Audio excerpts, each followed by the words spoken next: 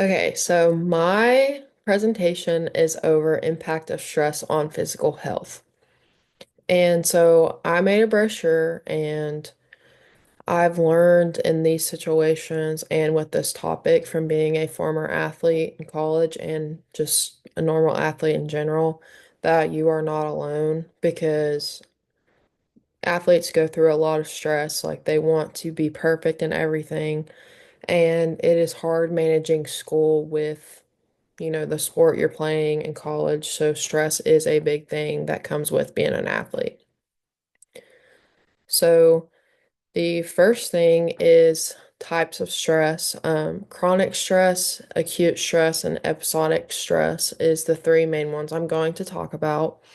So chronic stress is long-term stress that can last years, and this can affect many systems in our bodies, including weakening our immune systems, heart issues, weakening our endocrine systems, just all of our systems are affected by stress. Acute stress is short-term stress that can change based on challenges. It can affect heart rate and tension in your body. So, acute stress is obviously for a shorter period of time compared to chronic stress, you're dealing with it for a long period of time. So, acute stress is episodes of acute stress. And so, this is actually different than acute stress, but this comes from someone's lifestyle and their lifestyle changes. Some effects are anxiety and headaches for this. So, next, I want to move on to stress management. And stress management is a regular physical activity. So, having a regular physical activity is just exercising every day. And that can be something as little as walking, jogging, swimming, anything, just being active and not just sitting around. So, when you are active, this reduces the stress hormone. And like I said, examples of that would be any physical activity. So, another stress management key point is breathing techniques. So, I've learned, even just being an athlete, we had to focus on our breathing. We had meetings where we would just like meditate and just sit around and just calm our brains and our body. So, breathing techniques is used to calm the nervous system. And examples of this is just relaxing your muscles and deep breathing exercises, like I said. So, nutrition is having a balanced meal. Having a balanced meal for every single meal you eat in a day is very key for all of our systems in our body. It can support brain function, and you really want to eat a good amount of protein, fruits, vegetables, anything like that you want to stick with in your diet.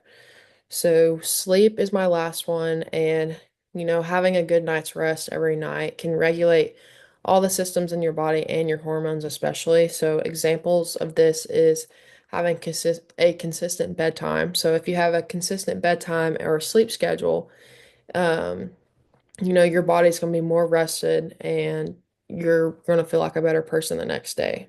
So, also, you want to limit caffeine before you go to sleep because caffeine can keep you up all night or just completely throw off your sleep schedule. So, the responses on the body from stress is obviously a physical and a mental issue. And, it is triggering our fight or flight response is the most common response as well. So our body is constantly triggered or affected, and your body is trying to deal with that threat. So, like I said, the fight or flight, activation is activated. So there is many other factors that respond to stress, such as increased heart rate. Having increased heart rate leads to more oxygen delivered throughout the body. So you want to get your heart rate up every once in a while, but having stress like that can keep your heart rate elevated, and we don't want that to become chronic. And so, having heavy and faster breathing is also something. And obviously, when heavy and faster breathing come into play, your oxygen levels to the brain are increased. So, hormone release is a big one. The brain signals the adrenal glands and other hormones to release the stress hormones. Stress has been defined as an activity or condition that requires coping. So when you're stressed out, I know from my personal experience, when I'm stressed out, I'm somebody that just like really likes listening to music. So I find like, a good song I want to listen to and I listen to it to calm me or calm my stress. And so physical causes of stress can also be a key factor as well. You know, uncontrolled weather, obnoxious noise, just different things, and pollution, disease causing anything like that.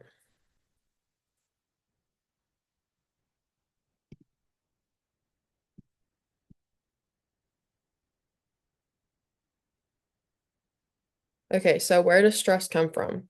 Stress can come from literally anything in your life. So, like work, school, relationships, health issues, financial problems, and even just like a life change in your life. So, a quote I found for this was stress is a normal part of life that comes and goes, which I think is so accurate because stress is also not necessarily a bad thing, which I thought was a cool perspective to bring into this. So, effects on stress, we have physical effects, emotional effects, cognitive, behavioral, and there's many other effects upon stress. So, physical effects would be muscle pain, tension, headaches, migraines, low energy, lack of sleep, anything like that. So, if you're being physical, this will help reduce stress, and emotional effects would be like anxiety, irritability, anger, overwhelmed, helpless, mood swings, and depression. So, some cognitive effects would be memory problems, constantly worried, trouble concentrating, and doubt. Behavioral effects would be like isolation, appetite changes, substance use, neglect, and bad habits. So, a quote I found for this section was relaxation techniques is also known as relaxation training. They are a collection of methods, processes, and activities intended to help people manage stress, pain, anger, or anxiety.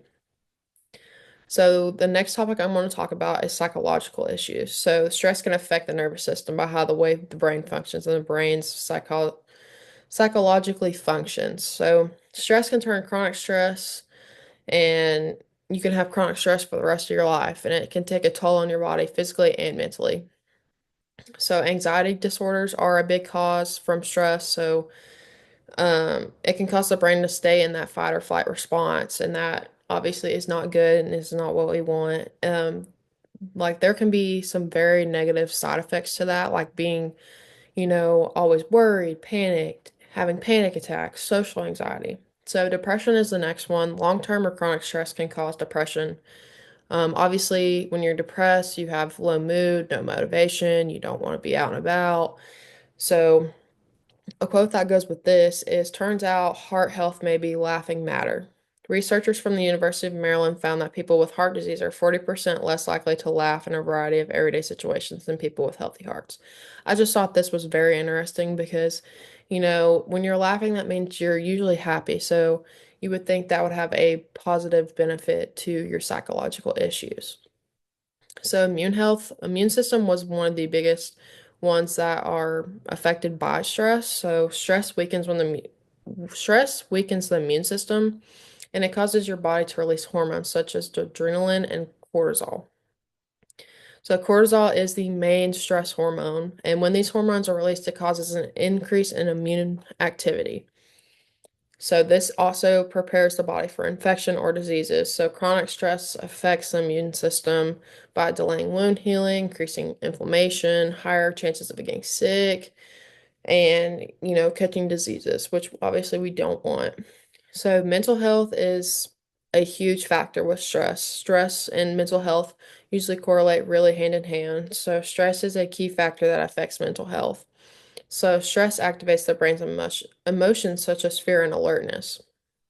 Depression is common with people that are affected by the stress, and memory and concentration is also affected because stress can cause brain fog and lack of concentration.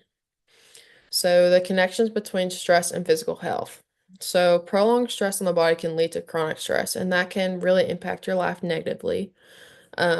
A quote for this is burnout occurs from repeated or continued stress that leads to feeling sad, tired, and less able to successfully face everyday tasks such as school, work, or maintaining relationships. So connecting back to physical health and mental health and just stress and all that is there are many systems in our body that are connected to stress. Heart problems such as stress increases heart rate and then immune system. Chronic stress weakens the immune system and you can catch infections or diseases a lot easier. So digestive issues is also a big one, is this can lead to higher chances of getting IBS and st other stomach conditions. Insignificant and poor quality sleep may over time weaken your immune system. So sleep is very crucial with this topic because if you have good sleep, it will lower your less levels of being stressed and make you feel more relaxed. So the quote I have for this section is insufficient and poor quality sleep may over time weaken your immune system and raise the risk of developing inflammatory disorders and cardiovascular disease. So that was my presentation about stress on physical health and the impact of it.